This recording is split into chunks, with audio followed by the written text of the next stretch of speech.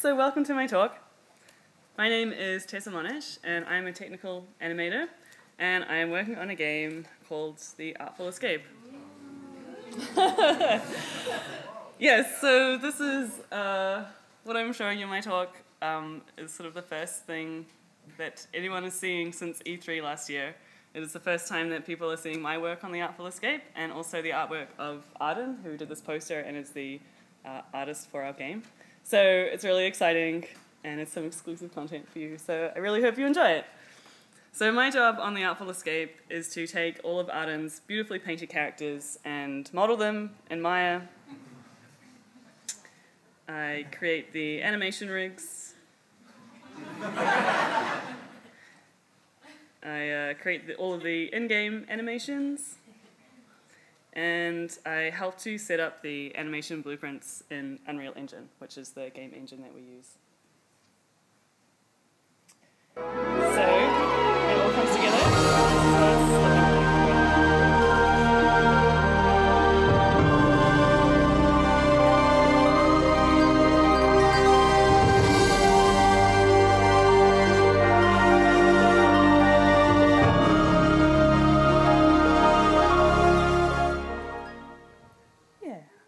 So that's just a little bit of snippet.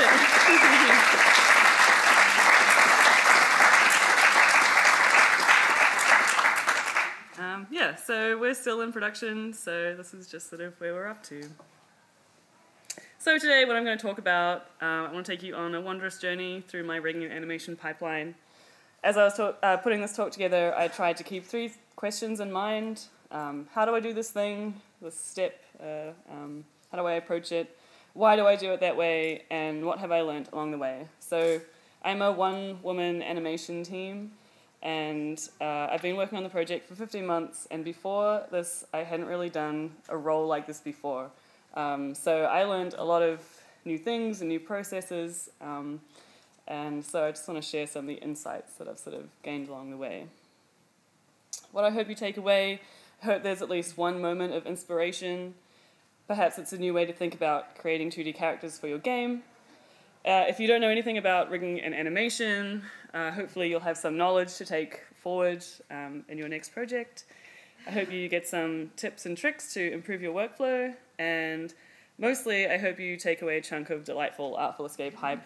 I am super passionate about this game. I'm really excited to be working on it, and I hope once you see all the beautiful characters that Arden has created, that you will be equally as excited.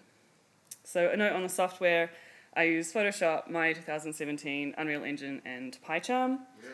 Yeah. Nothing in this talk is completely software specific, apart from certain bits of lingo, which I'll try and highlight. You should be able to achieve similar results in most mainstream 3D software and game engines. It's just a matter of figuring out how different programs do it. So, buckle up, babes. The first thing I get from Arden are, well, 2 things that I get from her. I get the reference image, flattened reference image of what the character is going to look like, and then I get a layered Photoshop file. I then make a texture atlas, and I keep all of these body parts as smart objects to keep all of Arden's working files, working layers. So we actually import the Photoshop file directly into Unreal Engine, which is really nice. Arden can keep updating the artwork, and the changes will come through dynamically into Unreal. So she can actually select different animations so she can see how her artwork is moving with the character. Then I bring it into 3D, so I just put that texture atlas on a vertical plane, no subdivisions. I also bring in the reference image to help me line things up later. And then I just grab the knife tool and I start cutting around all the body parts. So I'm keeping basic modeling practices in mind here, best practices, so keeping to quads, following the lines of each body part, and adding more detail where things are going to move and bend.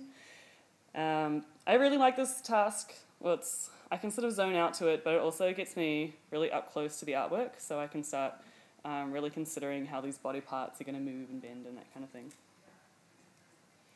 I'll cut all those bits and pieces out of that plane, and I'll start lining it up with the reference image. And then the last phase is I'll take each of those body parts and I'll start pushing them out in Z space. This is the really cool thing about doing 2D characters in a 3D program like Maya. So this means that when this character goes into Unreal, it'll catch light information from the scene, so it'll cast shadows on itself, and it will also catch highlights and stuff. So it looks really cool. It just helps embed the characters in the scene. So that's kind of it for my modeling process. It's really simple. My final modeling checks that I do, I make sure everything's positioned correctly. I make sure everything is named. I name everything. It's like, I make sure I do it with, so make sure you name your stuff because it can get really confusing otherwise. Delete all of your construction history. So in Maya keeps like tabs on everything that you do to an object, so it's good to just wipe the slate clean before you start rigging. Make sure to freeze all the transforms. So that means that the translation and rotation values are all at 0. And then lastly, I make sure everything is organized into a group. So yeah, that's my modeling process. So time to move on to the rig. So first of all, before I start talking about my rigging process, let's just say, define what an animation rig is. So a rig is a system that allows your character to be manipulated and animated. So if your character were a puppet, the rig would be the strings and the crossbar. A 3D rig usually will have two things. First of all, the base of the animation, the heart of it, is driven by joints. So these drive the animation for 3D meshes in Unreal, and that's why I'm using them in Maya. Geometry can be skinned to the joints so that it moves along with them. So here's just a little animation of a chain of joints with the mesh attached to it, and then without all that crap on top. And then the second thing you will have to actually make a rig are controls. So those are these little lines here that you can select and move around. So controls drive the movement of the joints. They automate a lot of the movement. And good controls are essential to a rig. The controls are something that you and your animator are going to be interacting with for days, if not months. So they really have to be powerful and efficient and easy to use. So I'm going to go through my rig planning process now with this character here called Trums. So when I start thinking about a character rig, I first ask myself, what does this character need to do in our game? So what actions do I need to animate? Is this character going to walk? Are they going to run? Are they going to jump, speak, fly? So for Trums, she's one of our boss characters. So Frances jams along with her, and so she needs to have all these emotions. She needs to react to Frances playing. She needs to create music herself, and she also needs to fly around and be generally fabulous. I also ask myself, how important is the character? Are they going to be a main character that we're going to interact with lots, or are they going to be more of a background character that's there to add depth to the world? So Trums being a boss character, obviously she's really important. Generally, the more important a character is, the more detailed the animations need to be, and then the more detailed that the rig needs to be. And so on the other side, if it's a background character, I'll normally have simpler animations and a simple animation rig. Essentially, time is precious, and you really just want to focus on the big, juicy stuff. So then I know what animations I need. Now I want to think about how this character is actually going to move. So what body parts do I want to animate, and how do I want to control them? So I'll just take the reference image into Photoshop, and I'll just start drawing over the top of it, outlining controls, the controls that I want, and sort of pointing at the body parts. And then the last phase is working out what tools I can use to build all of these rig components. So looking at FK, so FK stands for forward kinematics, and that's when transformations flow down a joint chain. I know I'll be using blend shapes to drive the expressions and the blinking and the tilting of the head, and then a set-driven key to build the controls. Spline IK will control the body squashing and stretching, and then the wings and the tail will also use a spline IK with some sine wave and bend deformers on top of it. So I'm not going to go into all of these in too much depth, but essentially how you build your rig will be based on what you know and what you're comfortable with.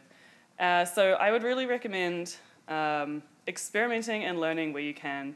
I always regret settling on doing FK or sort of manual controls if I don't know how to set something up, because I know that I'll eventually just get frustrated when I have to animate this thing. So I've learned that I just need to take the time to learn how to set something up properly. That way my rigs will get better and better and better. So this is what Trom's rig looks like at the moment, and these are some of the test animations that I've done for her so far.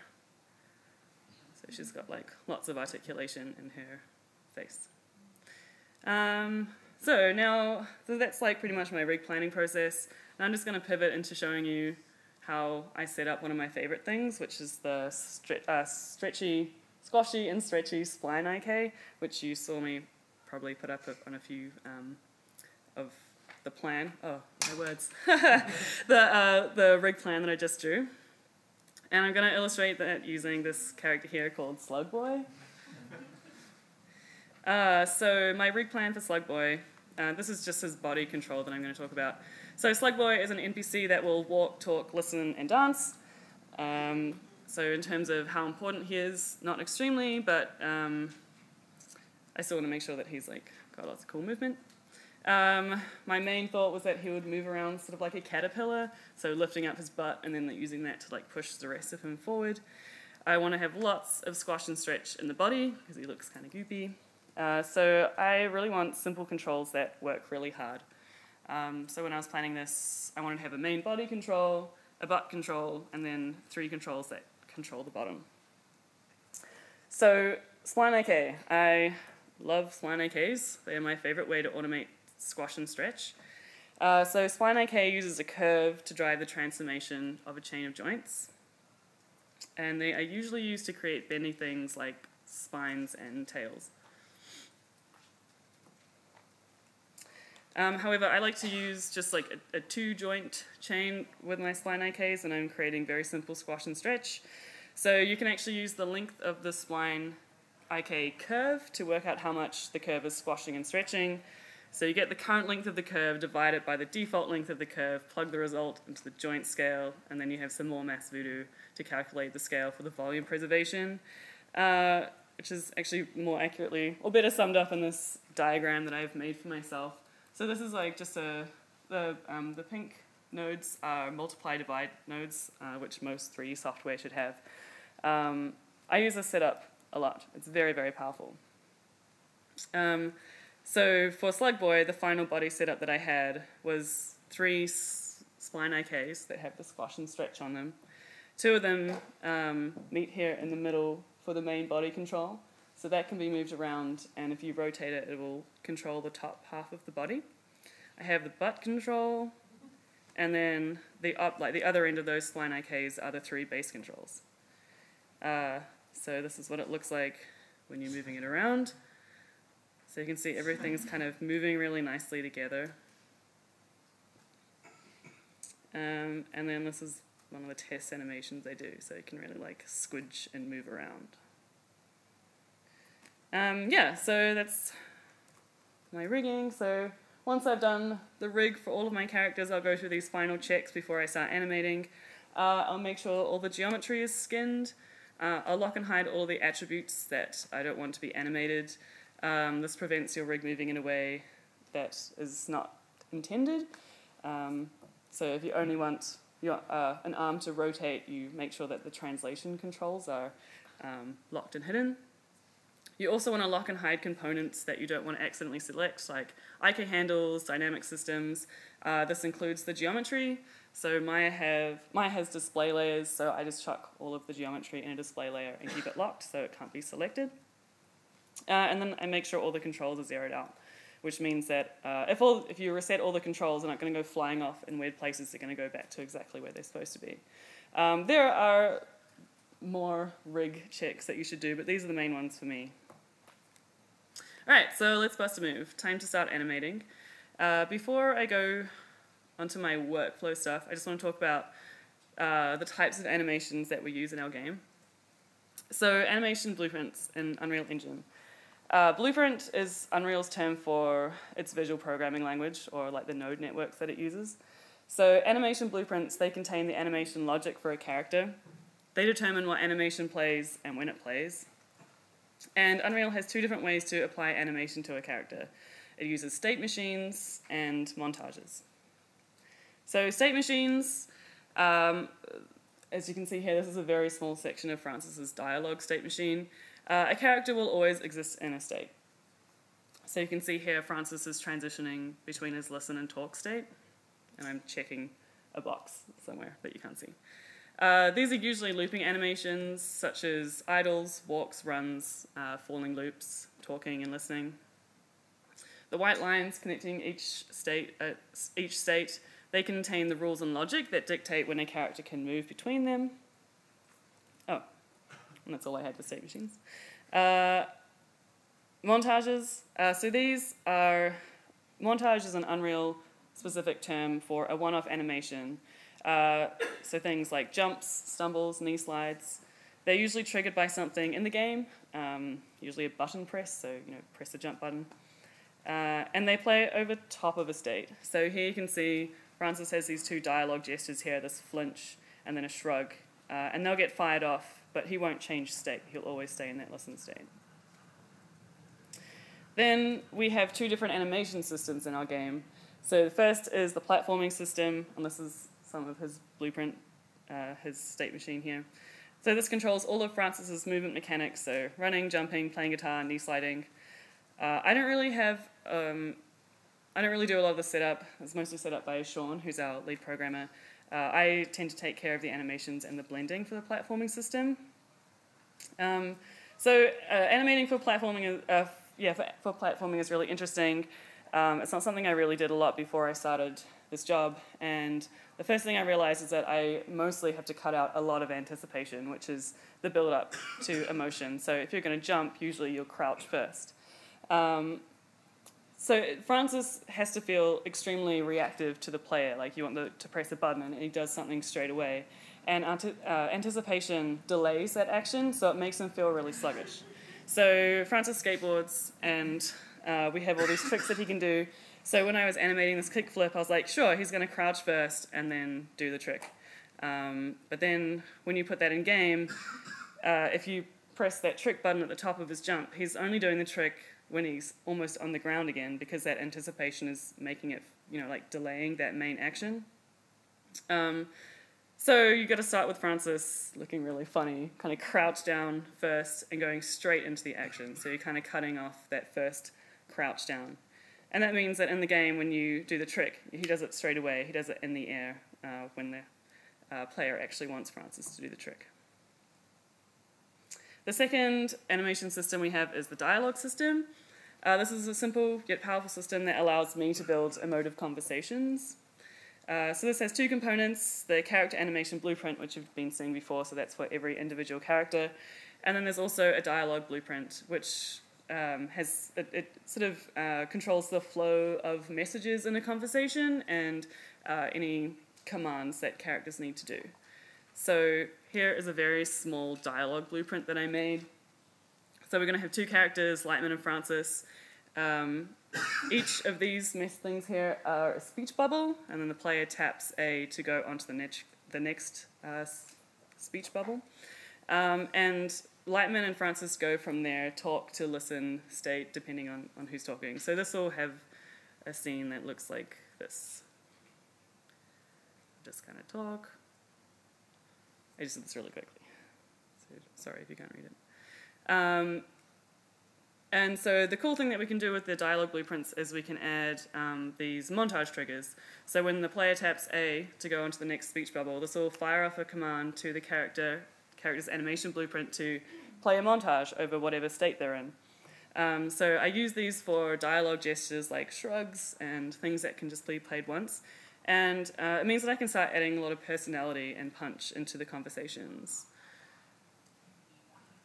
So they're kind of doing stuff that's a bit more relevant to what they're actually talking about.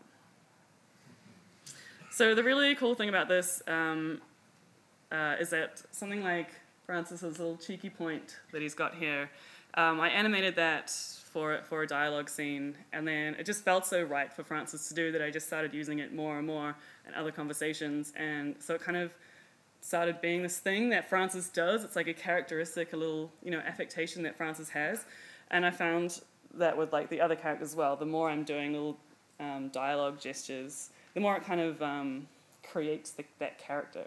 It's really quite cool. Okay, now I'm going to go back to my workflow. I'm not going to go too deep into any animation stuff because they're really amazing animators that you can learn this stuff from. So I just wanted to share a few of my workflow tips. And one of them is start with a shitty animation pass. So when you first start animating something, just spend 1 or 2 hours maximum on the first animation, just enough keyframes to get the main action across, and get it into Unreal as soon as possible. You want to test how it looks, and you want to test how it feels. There's nothing worse than, when I first started this, I spent like 3 days on Francis's run cycle because I was new and I was like really excited to make it look really good. And then I got it in the game, and it looked so weird, and I sort of had to go back and just redo a bunch of stuff. So yeah, make sure you're getting it into the game and testing it as much as you can. Once you can see how the animation is actually going to be used, then you can start doing a proper second pass. Use a reference system. So Maya has a reference system. That means that you're keeping your rig file and your animation file separate. So the rig file is in one place, and then the animation file pulls in, it's not really a copy of the rig file, yeah, it pulls in a reference of the rig file. This means that the animation on the control curves, it remains local to the animation file. Changes to the rig will flow automatically into those animations, so you can iterate on your rig without losing any of the animation. So I quite often go back and forth. I'll animate, and then I'll realize something needs to be fixed in the rig, so I'll go back and change that. And this means I've never really lost any animation, which is cool. And the other great thing about reference systems is that you won't be able to accidentally break the rig while you're animating. So you're not going to accidentally be able to like select an IK handle and delete it, and then there goes your arm control. And beware, my LT does not have a reference system. So it is like a cheap option to start using Maya, but beware, that will probably add a lot of hours and stress to your project. So animation layers, embrace them. They're really good for isolating body parts. So this is Francis's run cycle animation file, and you can see I've got a whole bunch of animation layers there. So what I've done is separated the upper body and the lower body, because Francis needs to play guitar as he runs. So this is a good way for me to have the normal run animation and then be able to look at the Francis shredding on top animation without having separate animation files.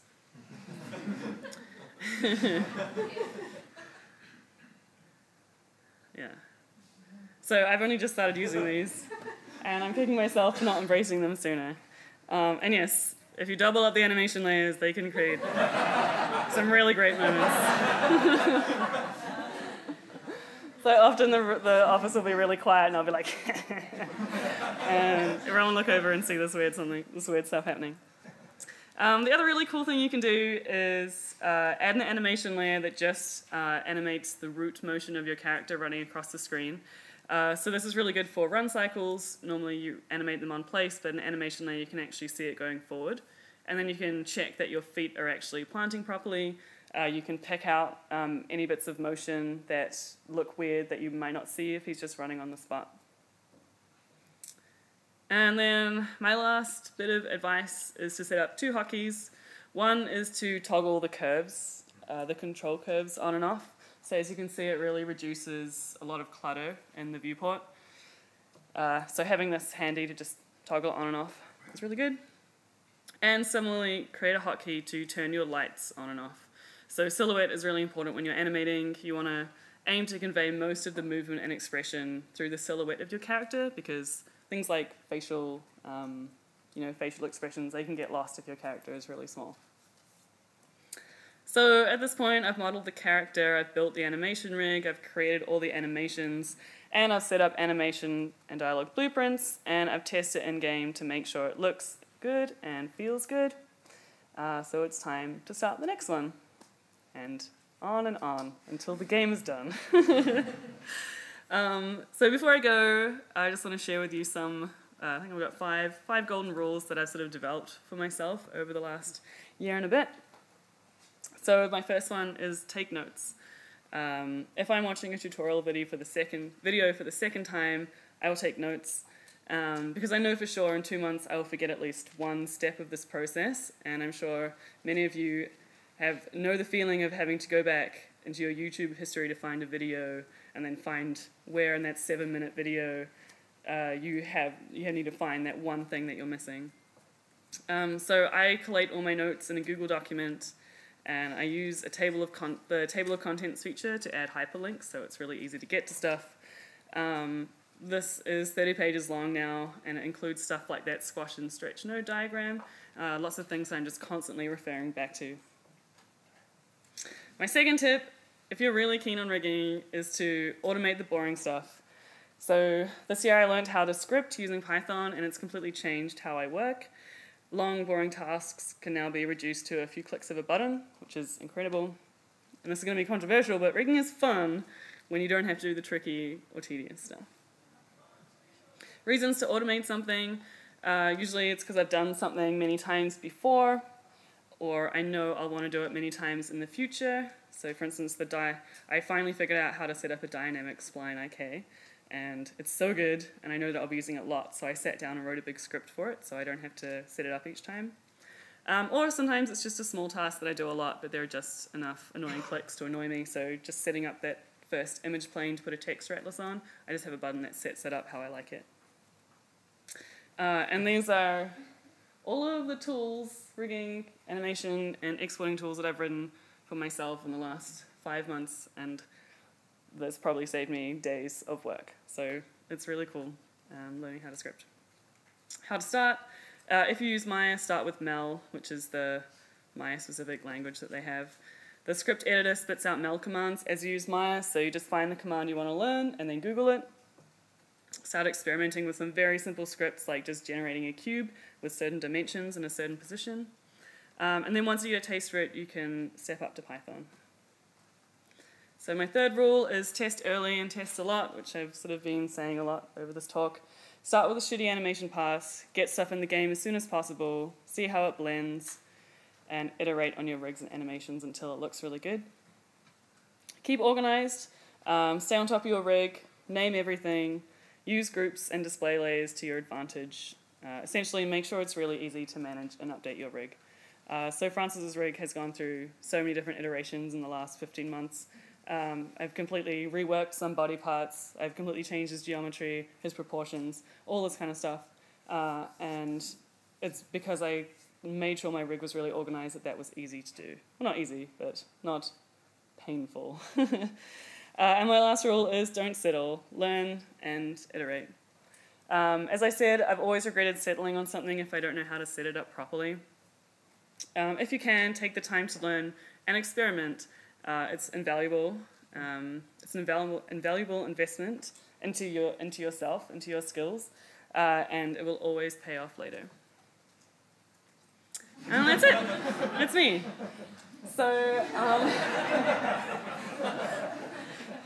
this is the best part about rigging, is doing this. So yeah, if you want to get in touch, you can message me on Twitter, or you can send me an email if you really want to do that. Our game is the Artful Escape, at the Artful Escape.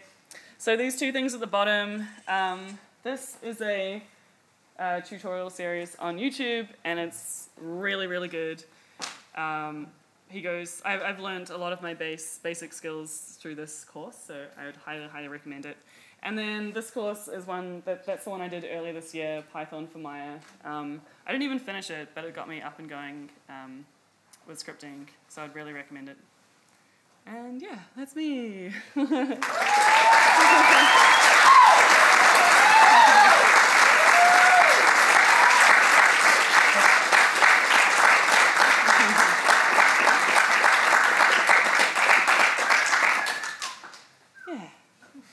Any questions? Yeah. Oh. You find that the base pose for the creature, like Slug Boy, did that kind of limit the amount of kind of animations you could do with it? Yeah, that's an important factor. So, and that's something that I talk with Arden a lot as she's doing the final artwork for the character. So, things that we know will bend and wiggle, we'll always draw them as a straight line. so that I have full flexibility to move that kind of stuff. But yes, there are definitely limitations to having a 2D art style. Like the biggest one is when you have 2D stuff, you work in a stack of layers. And so layers at the back are really hard to cross over layers at the front. So there are some limitations to working, but it's similar to any kind of 2D kind of art style, I suppose. Yeah, but we try and keep all our neutral poses as neutral as possible. Yeah. Yeah. So you use Python in Maya to make things more automated. Yes. Can you use it to improve other areas of your life? Like, do you use it in Photoshop as well? Like, something that I probably could. So I guess my Python knowledge is mainly with scripting. I don't know if I could really program something with Python. so you use like just with Maya rather than across your whole workflow. Yeah, because I only really know how to use it with Maya so far. Yeah. But it would be cool if I could start using it in Photoshop and my day-to-day life. Automate everything. Yeah. Yes. So, if your character is walking this way and you want to have it turn this way, have you built in a system for it, or is it just a flip? Right now, we just flip it. Francis can play the guitar with both hands on either side.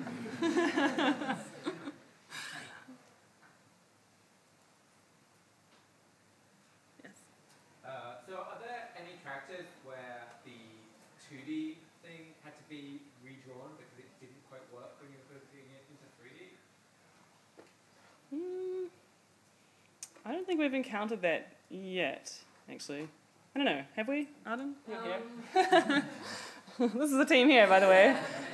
I'm usually pretty careful. Like, Tess will come over when I'm still working on the file, and she'll be deciding when the animation's going to be, so not. Yeah. Yeah. We've been lucky, I think. It's all kind of worked. Yeah. Oh, yes. How do you handle flip hooking for, like, you had that arm and he was closing his hand and his fingers were switching to a different piece of art. Are you automating that for your animators, or are you just doing a visibility switch? So that his hand is actually fully 3D. Cool. Because Francis plays guitar, he needs to like articulate his fingers. So his hands are fully modeled. So that's really nice. Having doing it in 3D is that it allows us to have full articulation on some body parts. Yeah, rather than swapping between. That would be so painful to swap between lots of different hand poses for chords and stuff. Yeah. Do you use any flip stuff in it? No. Nothing. I don't know. Maybe I should be. I don't really know. I'm just kind of figuring this out as I go along. Yeah. Cool. Well, thank you everyone for coming.